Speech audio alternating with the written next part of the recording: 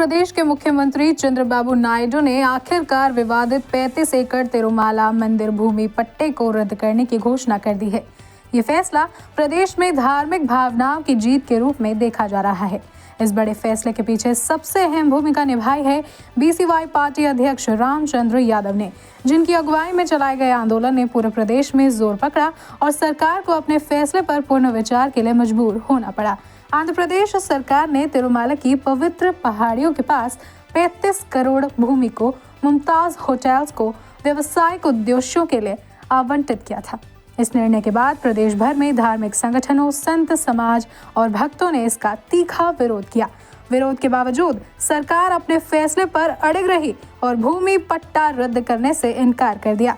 जब पहले के सभी विरोधों के बावजूद सरकार ने कदम नहीं उठाया, तब बीसीवाई पार्टी अध्यक्ष रामचंद्र यादव ने आंदोलन की कमान संभाली। उन्होंने तिरुमाला की पवित्रता की रक्षा करने के लिए एक बड़ा कदम उठाते हुए 17 मार्च को एलिपिरी से तिरुमाला तक विशाल पदयात्रा का आयोजन किया। इस यात्रा में आंध्र प्रदेश, कर्नाटक और उड़ीसा से आए सैकड़ों स्वामी जी भी उनके साथ शामिल हुए। तिरुमाला पहुंचने के बाद यादव ने अपने समर्थकों और संत समाज के साथ वहां जोरदार धरना दिया। उन्होंने सरकार से भूमि पट्टा रद्द करने के लिए 7 दिन का अल्टीमेटम दिया और स्पष्ट कहा कि यदि सरकार समय रहते निर्णय नहीं लेती है तो आंदोलन और तेज होगा। रामचंद्र यादव के नेतृत्व में चलाए गए इस आंदोलन ने प्रदेश भर में भारी जन समर्थन हासिल किया। सोशल मीडिया पर यह आंदोलन वायरल हुआ, जिससे सरकार पर दबाव तेजी से बढ़ने लगा। पहले के सभी आंदोलनों को नजरअंदाज करने वाली सरकार को इस बार जनता के आक्रोश और यादव के कड़े रुख के चलते जूझना पड़ा। स्थिति को बिगड़ते देख टीटीडी कार्यकारी अधिकारी ने आंध्र प्रदेश हाई कोर्ट में शपथ पत्र दायर कर विवादित भूमि पट्टे को रद्द करने की सिफारिश की।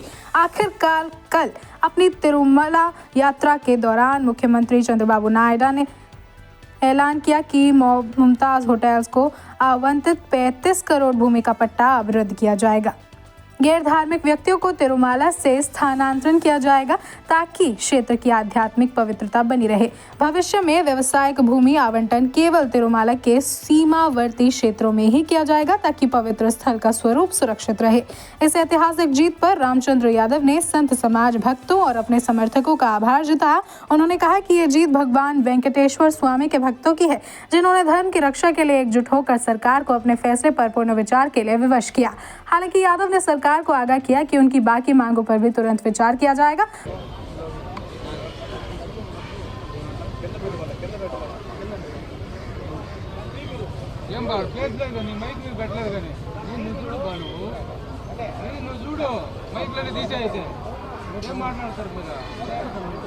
గోవిందా గోవిందా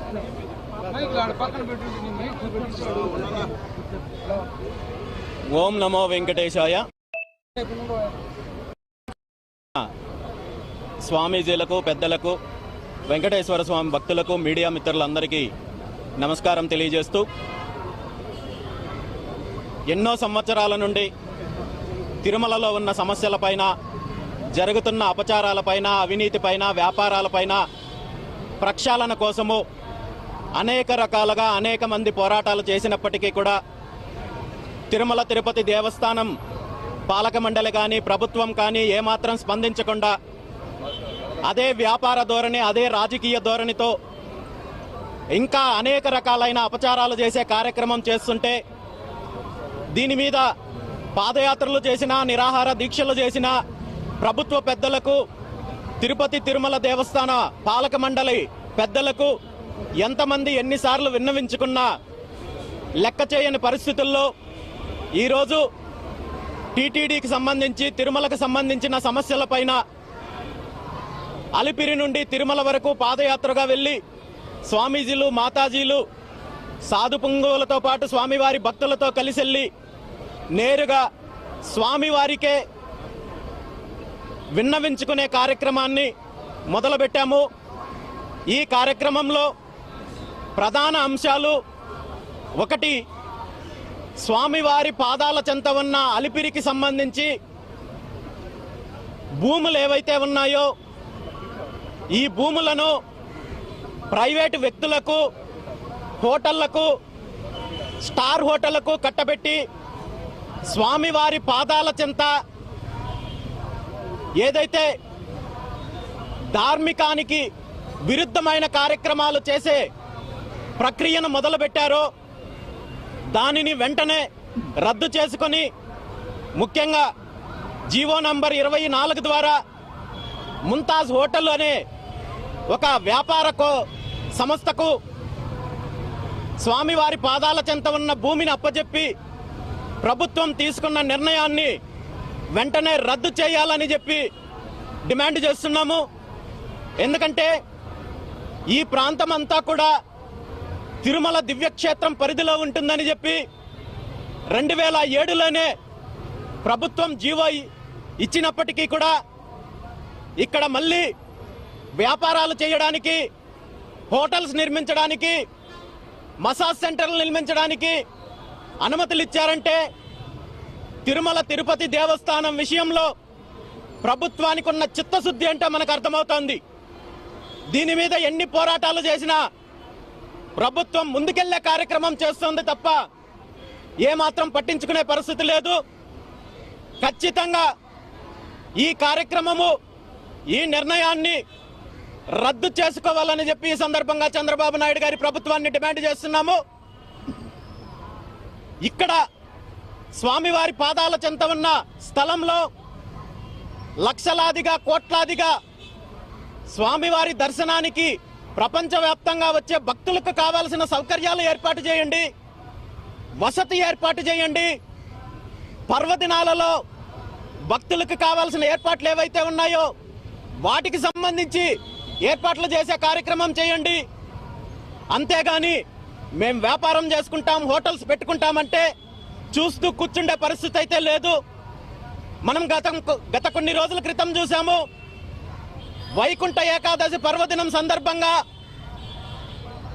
స్వామివారి దర్శనానికి వచ్చే భక్తులకు జారీ చేసే టోకన్లు ఎక్కడో నగరం మధ్యలో ఉన్న చిన్న చిన్న స్కూల్స్, చిన్న చిన్న గ్రౌండ్లలో ఏర్పాటు చేసి లక్షలాది మంది భక్తులు వస్తే వాళ్ళకి ఏమాత్రం ఏర్పాట్లు చేయకుండా అక్కడ జరిగిన దురదృష్టకరమైన తొక్కిసలాట సంఘటన వల్ల స్వామివారి భక్తులు ఎంతమంది చనిపోయారో, దానివల్ల ప్రపంచవ్యాప్తంగా ఉన్న శ్రీవారి భక్తులు మనోభావాలు ఎంతగా దెబ్బతిన్నాయో మనం చూసాము. అలాంటి కార్యక్రమాలకు స్వామివారి పాదాల చెంత ఉన్న స్థలాన్ని వినియోగించకుండా ఈరోజు వ్యాపారం చేయాలనుకోవడము చాలా దురదృష్టకరమైన సంఘటన. ప్రభుత్వం వెంటనే ఈ నిర్ణయాన్ని వెనక్కి తీసుకొని శ్రీవారి భక్తులకు కావాల్సిన ఏర్పాట్లు, సౌకర్యాల కోసము ఆ స్థలాన్ని వినియోగించుకోవాలని చెప్పి ఈరోజు డిమాండ్ చేస్తున్నాము. అదేవిధంగా కూటమి ప్రభుత్వం అధికారంలోకి వచ్చిన తర్వాత తిరుమల తిరుపతి దేవస్థానంలో గతంలో జరిగిన అనేక అపచారాల గురించి సాక్షాత్తు ముఖ్యమంత్రి చంద్రబాబు నాయుడు గారే వెల్లడించారు. స్వామివారికి నివేదించే నైవేద్యంలో కల్తీ నెయ్యి వాడుతున్నారు, ఆ నెయ్యిలో నిషేధిత పదార్థాలున్నాయి, స్వామివారికి అన్యాయం జరిగింది, లడ్డూ ప్రసాదాల్లో కల్తీ నెయ్యి వినియోగించారు అని చెప్పి ప్రపంచవ్యాప్తంగా ఉన్న కోట్లాది మంది భక్తుల మనోభావాలను దెబ్బతీసే ప్రయత్నం జరిగింది. అయితే ఈ సంఘటన గురించి ప్రభుత్వ పెద్దలు ప్రస్తావించిన తర్వాత ఒకరి మీద ఒకరు రాజకీయ ఆరోపణలు, నిందలు మోపే ప్రయత్నం చేశారు తప్ప దీనికి శాశ్వతమైన పరిష్కారం అందించే దిశగా ప్రభుత్వం ఏమాత్రం ఒక్క అడుగు కూడా ముందుకు వేయలేకపోవడం దురదృష్టకరము.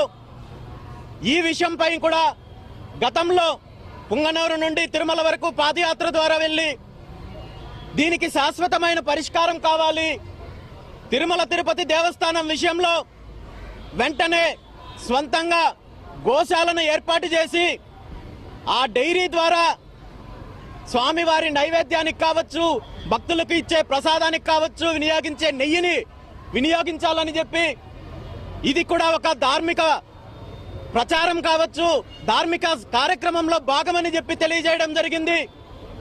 దానికి కావాల్సిన 1,00,000 గోవులను నేను సమకూరుస్తానని చెప్పి బాధ్యత తీసుకోవడం జరిగింది. దీనికి అవసరమైతే ఒకే చోట డైరీ ఏర్పాటు చేయడానికి టీటీడీకి ఇబ్బంది ఉంటే రాష్ట్రంలో ప్రతి జిల్లాకు ఒక డైరీ ఏర్పాటు చేయండి, దానికి సంబంధించిన భూసేకరణ బాధ్యత కూడా నేను తీసుకుంటానని చెప్పడం జరిగింది. చిత్తూరు జిల్లాకు సంబంధించి అవసరమైతే నా సొంత మామిడి తోట 25 ఎకరాలు టీటీడీకి ఇస్తానని చెప్పడం జరిగింది. ఇలాంటి ప్రక్షాళన కార్యక్రమాలు చేసినట్టయితే ప్రభుత్వ పెద్దలు, ముఖ్యంగా ముఖ్యమంత్రి చంద్రబాబు నాయుడు గారు శాశ్వతంగా చరిత్రలో నిలిచిపోతారని చెప్పడం జరిగింది.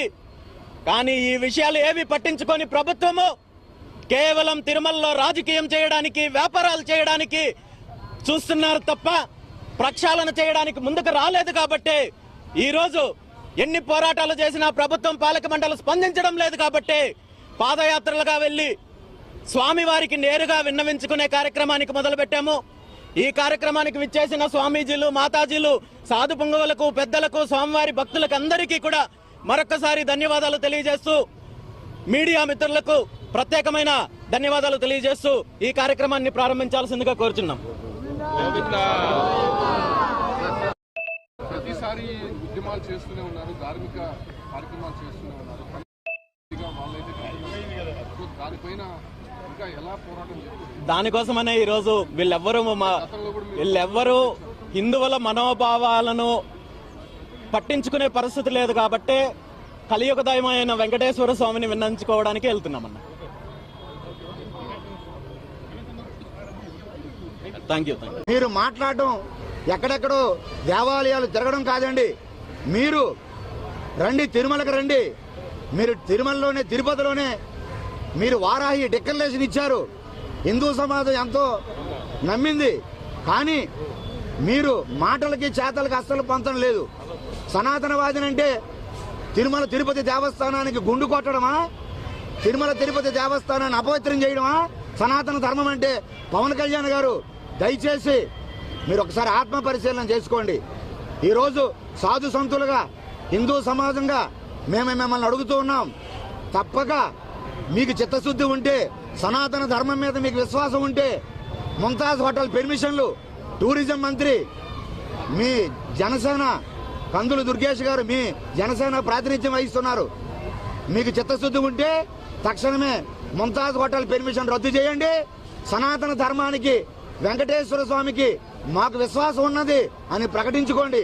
లేదంటే మీ మాటలు కళ్ళబొల్లి మాటలుగా మిగిలిపోతాయి, చరిత్రలో విహీనం అయిపోతాయని మేము మరీ తెలియజేసుకుంటూ, సాధు సంతులుగా మేము ఆమ నిరాహార దీక్ష చేసినప్పుడు ప్రభుత్వం కూడా మాకు సమాచారం ఇచ్చి గత ఫిబ్రవరి 18న మాట్లాడుకుందాం రండి అని ఆమ నిరాహార దీక్ష విరమణ చేశారు. కానీ మాకు ఇంతవరకు ఏ చర్చలకి పిలవలే. ఇటువంటి తరుణంలో మన హిందూ ముద్దుబిడ్డ రామచంద్ర యాదవ్ గారు గతంలో ఎన్నో పోరాటాలు, నికార్సుగా హిందుత్వం కోసం, వెంకటేశ్వర స్వామి కోసం ఎన్నో పోరాటాలు చేసిన వ్యక్తి మద్దతుగా నిలిచి ఈరోజు తిరుమల పవిత్రత కోసం మనందరం కలిసి ముందుకు వెళ్దాం, పాదయాత్రగా వెళ్దామని వారు ఒక పిలిపివ్వడం జరిగింది. వారికి దీవెనలు అందిస్తూ సాధు సంతులందరూ కూడా వారి వెనక ఉంటూ తప్పక వారి చేసే ప్రతి కార్యక్రమానికి, వెంకటేశ్వర స్వామి పవిత్రతను కాపాడే ప్రతి విషయంలో కూడా సాధు పరిషత్ వారికి అండదండలుగా ఉంటుందని ఈ సందర్భంగా మేము మరీ తెలియజేసుకుంటున్నాం. గోవింద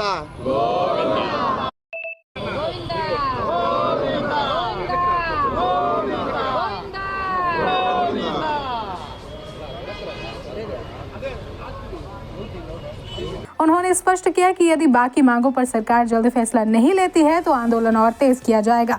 35 एकड़ भूमि पट्टे का रद्दीकरण, गैर धार्मिक व्यक्तियों का तिरुमाला से स्थानांतरण, तिरुमाला की सांस्कृतिक एवं धार्मिक पवित्रता बनाए रखने के लिए सख्त नियमों का कार्यान्वयन। ये फैसला पूरे प्रदेश में चर्चा का विषय बन चुका है। भक्तों ने रामचंद्र यादव को तिरुमाला के रक्षक बताया है, जिन्होंने अपने साहस और नेतृत्व के बल पर तिरुमाला की पवित्र भूमि को सुरक्षित किया। रामचंद्र यादव का यह आंदोलन न सिर्फ धर्म और आस्था की जीत है, बल्कि ये दिखाता है कि जब नेतृत्व मजबूत हो और जनता का समर्थन साथ हो तो बड़े से बड़ा फैसला भी बदला जा सकता है।